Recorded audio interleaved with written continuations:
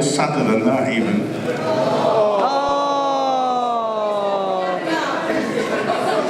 I was so sad. I was sadder than when your teddy bear's head drops off. Sadder than when you reach into the biscuit tin and you realise you've eaten the last one. Sadder than when you realise you've run out of chaps to push off the cliff. But then I thought, why am I sad? I've got all my friends here in front of me, so cheer up. So I'm smiling. Yay. On that point, how many of you, just stop and think for a moment, have got asylumitis? The main symptom of asylumitis is your cheeks hurt. Think about it, just feel that. Have you got tender cheeks? And you know what that's from? Not for filthy mind, Professor Higgins at the back. Phil?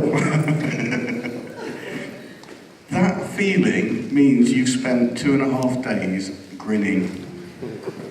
That's something you can't pay for. That's something that you don't buy. That's something that we make corporately.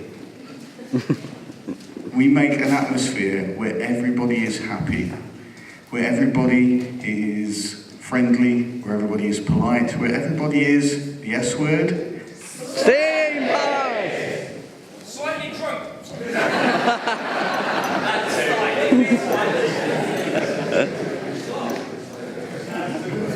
The asylum is named after an institution. The asylum now is an institution. You are all committed inmates. Yay. We are the staff with matron and the director of surgical procedures, myself. Our enforcers, I mean nursing staff. Of course, we're all answerable to, stand to attention boys, Her Majesty, the Queen! Yay.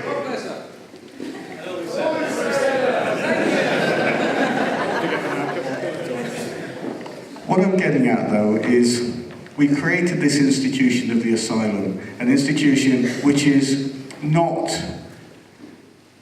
an individual, not a building, it's this group of people. A group of people who, whether you've been coming since 2009 or whether you're an asylum virgin who's popped their steampunk cherry this weekend. I think I've spoken to probably about 200 of the 300 odd asylum virgins, all of whom were saying, and next year I'm... That's the second symptom of asylumitis. You find yourself going, and next year... Shame, isn't it? We've not even finished this one and you're planning for next year. That is probably one of the best accolades you can offer, that you guys are desperate to come again. And some of you travel an awful long way. For Gretchen, I don't know, are you here somewhere? No, where's she hiding? Gretchen's shopping, I understand. This is the second time that Gretchen's come all the way from Atlanta, Georgia to be here. So she's probably the most travelled. We've got people who've come from South Africa this year. People from most of the countries of Europe. That's a huge accolade and we're very, very proud of that. But it doesn't make us any less proud of you guys, even if you're locals. If the furthest you've had to come is from Dean's kitchen. Oh, there he is. We're still proud of him. We're especially proud of him because he's in the 3rd foot and mouth. The finest mercenary regiment in the British Army. With the dodgiest taste in underwear. I suppose you've had enough of me waffling. At this point, it's traditional for me to say thank you to the team. all of the team, whether it's, where shall we go? Let's go down in order of, I'm trying to work out the staff organisation chart. Alpha 1, Ben, who's the venue manager for this time.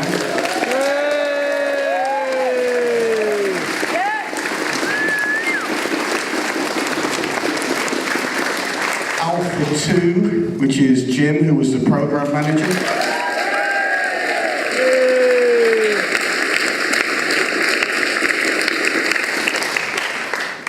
Alpha 3, which is Sam, who's been our technical facilities.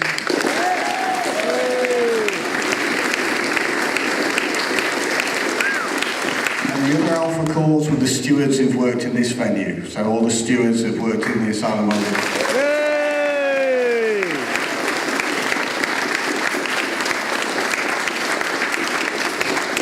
Moving on down the chart, the next area is Charlie area, which is Charlie for control. Of course, there's only one person who could be in charge of control, and that's Her Majesty the Queen. The Queen!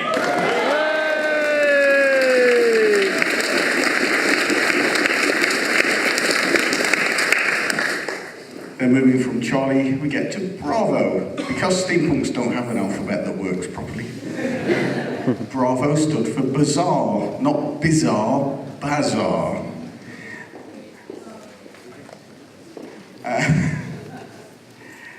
And Bravo 1 over there was, of course, the Memsahib, responsible for the castle.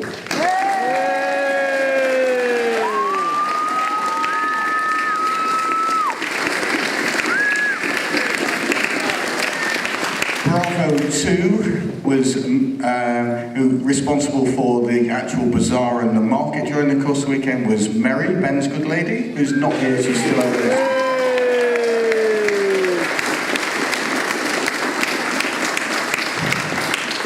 And Bravo 3, who was the lowest of the pecking order, which made her the whipping girl, was Leanne.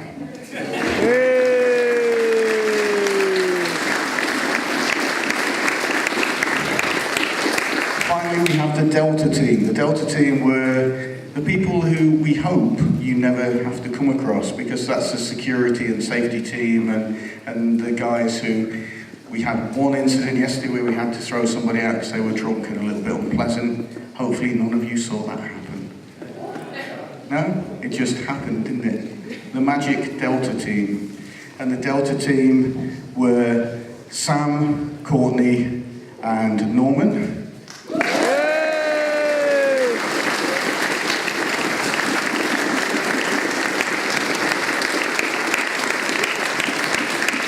The manager for that team was Big Keith, who I think is still over in the prison, isn't he? Because he gets embarrassed when we thank him, but we go.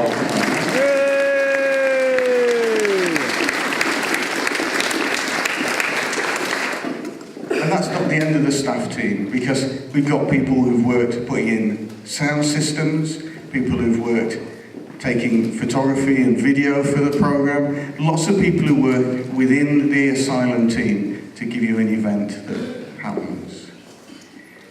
One set of people who are often unsung because they're scurrying around and you don't notice, but they work their bazoobies off, are the ladies and gentlemen of this building who work for Michelle Catering, and they've done everything from serving your bacon butties in the morning to tea, to resetting the rooms and moving the furniture around and sorting out the lights and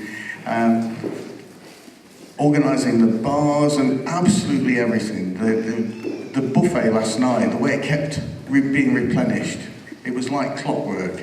I've worked in many venues up and down the country, and one reason why I'm really sad that this place is up for sale is I've never found a better staff team to work with. So can we have a huge cheer around it? Yeah!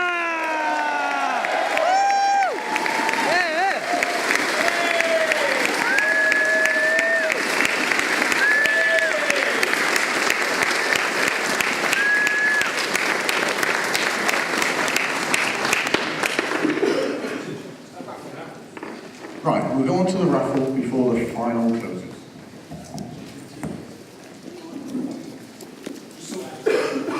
Okay guys, I'm going to run